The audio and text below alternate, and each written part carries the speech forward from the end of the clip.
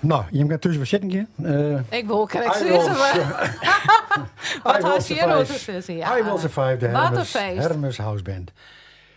Maar we gaan nu ineens heel serieus. Want elke Ja. keer hebben we in de uitzending 2 woorden altijd iets aan politiek. En waarom doen we dat? Omdat het belangrijk is uiteraard. Maar ik omdat de verkiezingen erom zitten komen. Tak en bier maart. Dan gaan we naar naar Riet maar we kiezen. Ja, maar toch En- gaan we eerst nog landelijke verkiezingen in Ja. oktober. Nou ja, dat had toch voor sommige partijen in de gemeenteraadgas, want dit is wel Bas, maar wat daar invloed. komen we misschien Maar daar op. komen we aansnijden op. Goed, waar we nog aan de tafel gaan is de fractievoorzitter van Partij van de Arbeid GroenLinks. Of GroenLinks Partij van de Arbeid. Maar jij PvdA.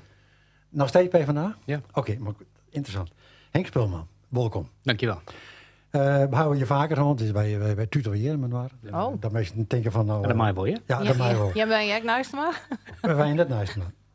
Henk, het is te treffen als de stijf, want het is nog steeds PvdA. Hè? Dat is Ja. nog, want in die 60 is het GroenLinks Partij van de Arbeid volgens mij. Ja, Oh, wij dat zijn zo? 2 fracties gescheiden en dat blijven we ook doen tot aan de verkiezingen. En Tot. met de nieuwe verkiezingen volgend jaar komen we wel met 1 lijst.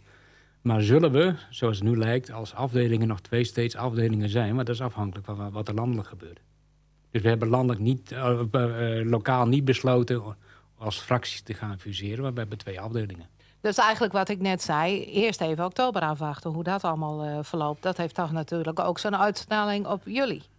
Dat fusieproces is landelijk al in werking gesteld. Maar ik over heb het de meer verkie- over de uitslag. Ja, maar meer over de verkiezingen heen getild van oktober.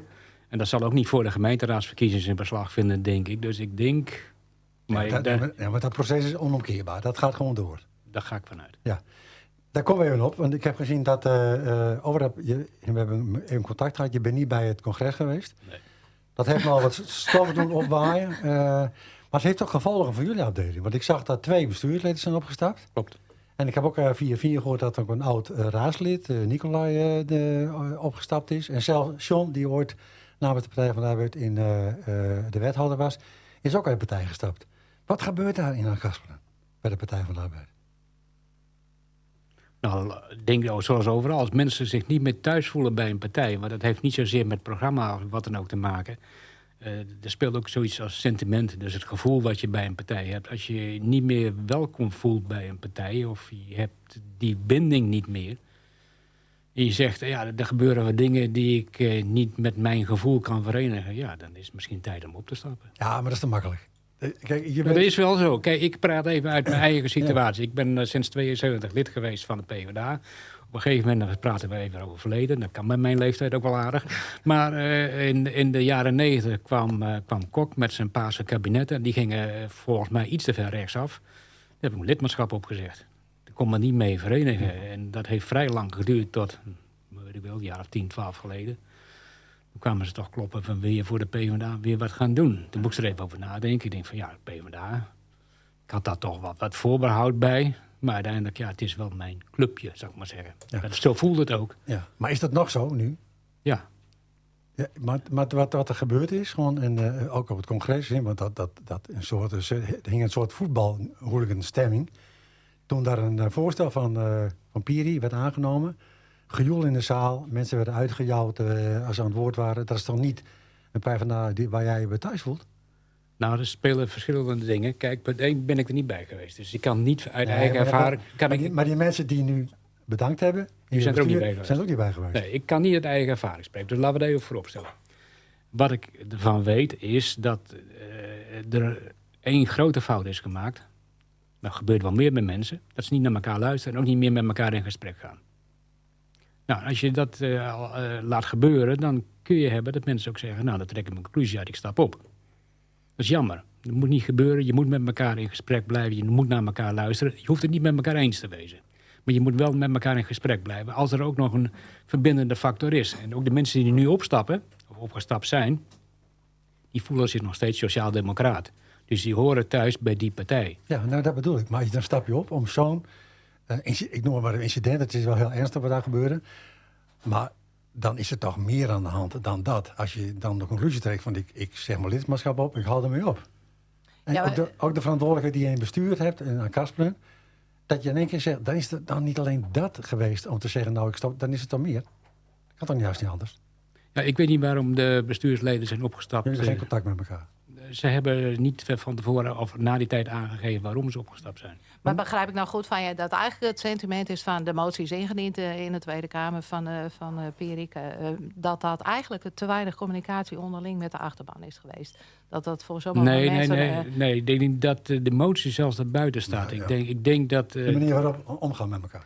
er is tijdens het congres zijn er wel degelijk schoonheidsfoutjes gemaakt. Als je zo wil betitelen. Dat kan gebeuren. Dat moet niet gebeuren, maar het is wel gebeurd. Ja. Dus daar had misschien vooraf of tijdens het gebeuren anders op geacteerd kunnen worden. Ik was er niet bij, dus ik kan er ook niks anders van zeggen. Wat mensen zelf ervaren, is denk ik wat een heleboel mensen ervaren, is dat veranderingen heel snel gaan. En ook de fusie tussen PvdA en GroenLinks, waar een heleboel mensen toch wel voorstander van zijn, kan ook hier en daar wel in een te grote versnelling zitten, waardoor mensen toch zich overvallen voelen. Dat kan een argument zijn. Kan ik dus niet ik kan niet voor anderen praten. Hè? Nee. Maar ik kan me daar wel iets bij voorstellen. Ja, we zetten een streep onder. We gaan even terug naar de lokale politiek. Jullie zijn de afgelopen 4 jaar niet in een college gezeten. Nee. Hebben geen wethouder gehad. Wat heb je bereikt? Nou, dat is de vraag. Wat we überhaupt bereikt hebben, überhaupt als gemeente de afgelopen 4 jaar, anders dan we een zelfstandige gemeente zijn geworden. Want Ja. als een gemeente met een zelfstandige ambtelijke organisatie. De scheiding is compleet. Ja, de scheiding is er helemaal door, zou ik maar zeggen. Ja. Dat, Ja. of je Nee, daar- maar je zit niet aan de knoppen, hè? Dat bedoel ik. nee, maar daarom kun je, en zo hebben we ook met elkaar, als alle partijen samen, toch geprobeerd te zeggen, oké, we hebben een coalitie. Dat is voor mij een achterhaald fenomeen, maar goed, het werkt. Waarom is dat een achterhaald fenomeen? Ik vind dat je, gezien de uitdagingen waarvoor de gemeente staat, je voor een andere vorm zou moeten kiezen. Maar dat is een discussie, Een programmacollege? bijvoorbeeld. Ja, zoals in het Isaac-deal. Ja. Oké. Maar goed, dat was voor Achtkarspelen toen in ieder geval nog een deur wat te ver weg. Dat kan. Maar jullie hebben kunnen zien, denk ik, dat het in het Isaac-deal wel werkt. Ja, maar het werkt überhaupt in een heleboel gemeenten waar ze zoiets hebben. In de verschillende manieren waarop je kunt invullen, werkt het prima. Dus nou, wij zijn ook maar een kleine partij. Dus we hebben heel veel te zeggen, maar heel veel te vertellen is weer wat anders. Ja. Nee, maar we hebben wel met elkaar gezegd, we gaan toch constructief met elkaar in. We willen niet gelijk coalitie-oppositie spelen, want de uitdagingen waarvoor Achtkarspelen toen stond en nog steeds staat, die zijn heel groot. Dus laten we kijken hoe we met elkaar eruit komen. En als je met elkaar, geldt ook in de politiek, als je met elkaar naar elkaar luistert en met elkaar in gesprek blijft, kun je met elkaar dingen bereiken. Nou, of je altijd je zin krijgt, nou, de meeste wel is in de politiek dat je niet altijd je zin krijgt. Nee, want ik meen me nog te herinneren, en dan denk ik nog aan het scheidingsproces terug. Jullie als fractie waren daarop tegen natuurlijk. Of natuurlijk. Ja, natuurlijk voor ons wel, ja. Ja, precies, voor jullie wel.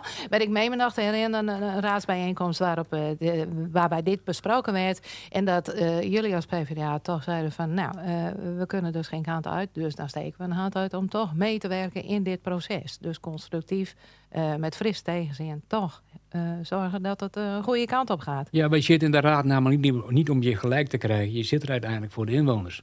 En dan moet je kijken, de meerderheid gaat richting A, wij willen richting B. Maar als de meerderheid voor richting A gaat, dan moeten we op een gegeven moment zeggen, oké, dat wordt dus de keuze. Dan steken we daar onze energie in dat het goed gaat. Ja, want ik weet dan dat er zelfs emoties bij kwamen. Ook bij de coalitiepartijen. Hoe jullie de opstelling, dus de meewerkende opstelling van het PvdA, dat toch wel best wel indruk Het was ook best een emotioneel moment op dat moment. Want je kiest iets wat voor de komende jaren bepalend is. Ja. En ook effect heeft op wat er gebeurt. Ja. Even naar de komende jaren. Want jullie gaan gezamenlijk met GroenLinks, die heeft 1 zetel. Jullie hebben twee. Ja, we zijn kleine partijen. Ja, dit zal 3 zijn.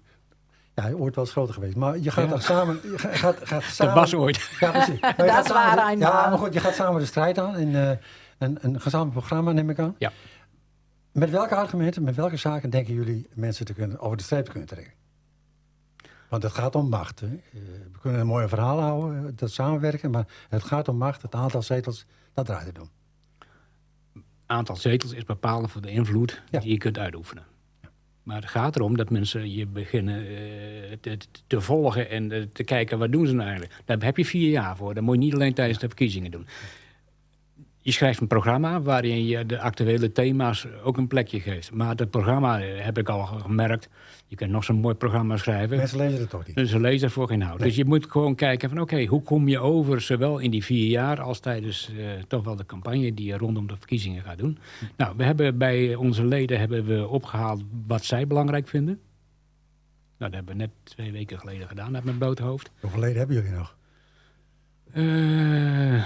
Dat wisselt natuurlijk. Dat komt en gaat. Maar ik geloof een stuk of 75. Oké. Dat is al eigenlijk jaren is dat die orde vergroten. Er komt een programma. Ja. Er moet een lijst komen. Ja. Ben jij kandidaat? Wie? Nee. Nee? Jij stopt maar- ermee? Ja, dat had ik ook bij aanvang al gezegd. Ik wil 4 jaar in de raad zitten. Het is 4,5 jaar geworden. Maar 4 jaar in de raad zitten en dan vind ik het wel welletjes. Oké. Ik word komende maand 71 om daar nog een keer 4 jaar aan vast te plakken. Nou, er zijn 2 bestuursleden weg. Dus wat dat betreft zit er wel een vacature dan. Ja, dat is net. En Maar de nummer 2 wel heeft. Gaat die wel door? Otto Veenstra. Wat de Veenstra. Ja, die stond niet nummer 2 op de lijst. Dat was een Nee. beetje ons probleem Ja, toen. die stond wat verderop inderdaad. Ja, precies. Maar die gaat wel? We hebben met elkaar over gesproken. En het is aan de individuele leden om zichzelf kandidaat te stellen. Dat is een apart proces. Daar kan ik ook nog niks over zeggen. Maar we hebben wel geïnventariseerd. We hebben op zich wel een hoop enthousiasme. Nou, Goed. Ik krijg een briefje in mijn hand gedrukt dat wij richting de tijd zitten. Maar in ieder geval, jullie gaan gezamenlijk de verkiezingen in met GroenLinks. Is zij wel, ik ben haar naam even kwijt. Tjitske? Tjitske Tjitske, Veenstra. is die wel kandidaat voor GroenLinks? Dat hangt van een aantal factoren af. Ze wil wel. Alleen ze hebben ook plannen om met het gezin naar het buitenland te vertrekken. Ja. Oké. Dus het kan zijn dat er een hele nieuwe fractie komt straks. Ja, maar wel mensen die al wel door de wol geverfd zijn. We hebben ook steunfractieleden die flink het best doen. Moet ik eerlijk zeggen, daar ben ik heel blij mee.